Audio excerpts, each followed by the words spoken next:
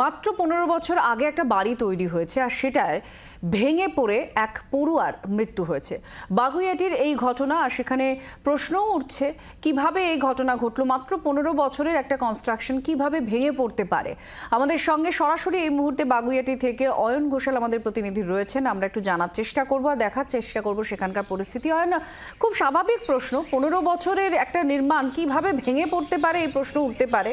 কোথায় কি গাফিলতি রয়েছে ইত্যাদি তো প্রশ্ন থাকবেই, কিন্তু পরিস্থিতি কি, পরিবারের তরফ থেকে কি বলা হচ্ছে এখন?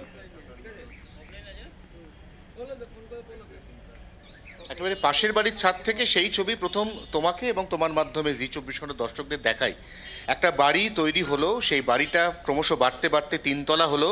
সেই বাড়ির যে ছাদ, সেই ছাদের ঢালাইতে 1 ফোঁটা লোহা ব্যবহার হলো না। এই ছাদটা ঢালাই হয়েছে প্লাইউডের ওপর বাঁশের কঞ্চি বিছিয়ে। কিভাবে এই ঢালাই অ্যাপ্রুভ হলো, এখানে পুরসভার আদৌ কোনো দেখভাল বা নজরদারি ছিল কিনা, 15 বছর ধরে একটি বাড়ির জন্য বাড়িটির যে স্বাস্থ্য পরীক্ষা, ফিটনেস, সেটা পুরসভার তরফ থেকে পরীক্ষা করা হলো কিনা, এই সমস্ত প্রশ্নের উত্তর সবাই খুঁজছেন। এলাকাবাসীও কিন্তু একই সঙ্গে খুঁজছেন। ছাদ প্রথম ভেঙে গেল, কারণ ছাদের যে ঢালাই, সেই ঢালাইয়ের ওপর কোনো জোর ছিল না। হুড়মুড়িয়ে ঢালাইটা ভেঙে প্রথম পড়লো দোতলার যে ফ্লোর, সেই ফ্লোর ভেঙে তারপর 1 তলার ফ্লোর, এবং তারপর সেই ফ্লোরে এই গোটা বাড়ির ভগ্নস্তূপটা এমনভাবে পড়লো যে খাটে বসে থাকা কিশোর ধ্রুবজ্যোতি মণ্ডল, এই ধ্রুবজ্যোতি মণ্ডল খাট শুদ্ধ কার্যত মেঝের মধ্যে গর্ত খুঁড়ে তলিয়ে গেলেন, এবং তারপর সেখান থেকে উদ্ধারকারী দলের তাকে বার করতে কার্যত 7 ঘন্টা সময় লাগলো। তার কারণ গোটা বাড়ির ধ্বংসস্তূপটা সরিয়ে একটা সংকীর্ণ ছোট্ট গর্ত করে তারা পাশের বাড়ির দেওয়াল কেটে ঢুকলেন এই বাড়ির দিকে।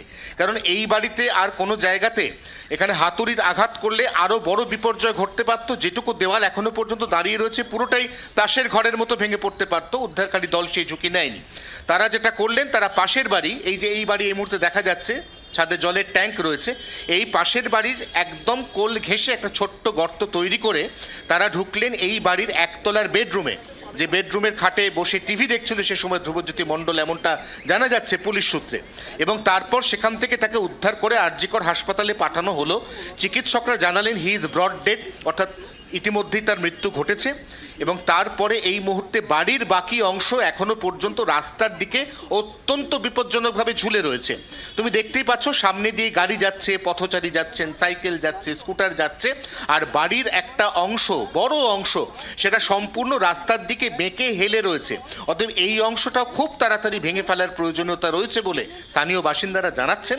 ইতিমধ্যেই পুরসভা তারা তাদের মতো করে কখন বাড়ি ভাঙার কাজ শুরু করবে তা কিন্তু আমরা এখনো পর্যন্ত জানতে পারিনি।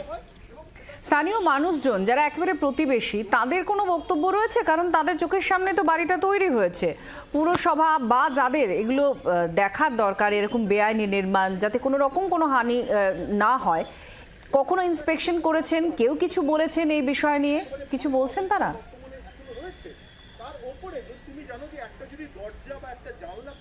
দেখো, প্রথমেই বলে রাখি যে এখানকার প্রতিবেশীদের সঙ্গে গতকাল থেকেই জি24 ঘন্টার কথা হচ্ছে।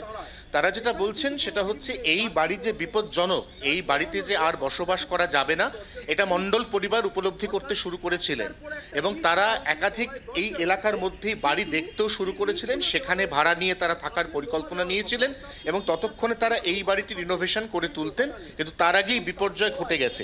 কিন্তু সব থেকে তাৎপর্যপূর্ণ বিষয় আবারও যেটা এই মুহূর্তে প্রত্যেকেরই প্রশ্ন, যে এরকম কলকাতা শহরের বুকে বাগুইআটির মতো একটা অভিজাত এলাকাতে এরকম একটা বাড়ি কি আদৌ তৈরি হওয়া সম্ভব, যে বাড়ির ছাদের মধ্যে কোনো রকম আয়রনের স্ট্রাকচারই নেই? সেটাই কিন্তু এই মুহূর্তে প্রতিবেশীদের কাছে, এলাকাবাসীর কাছে সবচাইতে বড় প্রশ্ন। অনেক ধন্যবাদ। অয়ন ঘোষাল আমাদের প্রতিনিধি ছিলেন সরাসরি আমাদের সঙ্গে।